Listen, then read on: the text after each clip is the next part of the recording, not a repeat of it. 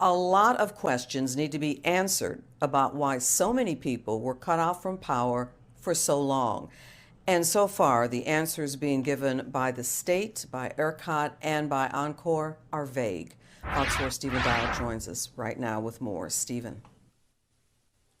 Clarice, while answers are vague, ERCOT just notified Dallas County that more people will be shed from the system, meaning more people tonight on this cold night will be without power. This as multiple people, hundreds of thousands, are hoping and waiting to see when their power will be restored.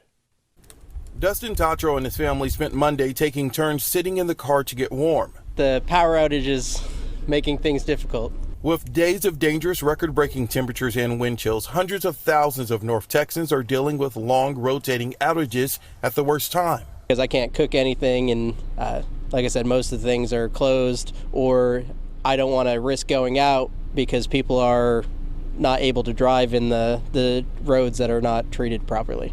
ERCOT, the Texas power grid operator, says the historic weather event we are in the midst of has put a strain on the power grid. ERCOT and electricity providers like Oncor told customers on Sunday morning rolling blackouts would happen for 10 to 45 minutes. Then by late Sunday night, the message escalated to an uncertain, extended period of time, and that it would be necessary through at least Tuesday.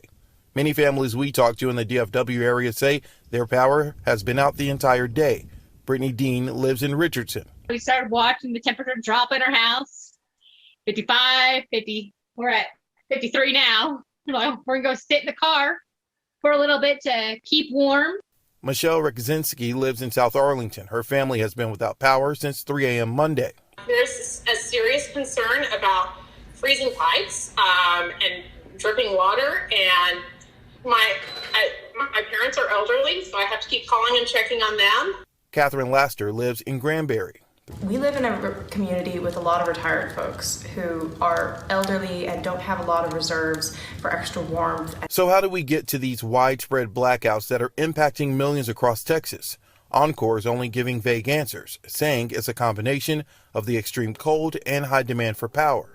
That increased demand and that load has resulted in some of our transformers having equipment failures just because they're having to run like it's a 100+ degree summer day here in February. Many without power want to know why the rolling outages do not appear to be evenly shared among households, or why the forecasts of dangerous storms and temperatures were out for days. In a span of about 12 hours Sunday, the length of the rolling blackouts announced went from an estimated less than an hour to an extended period of time.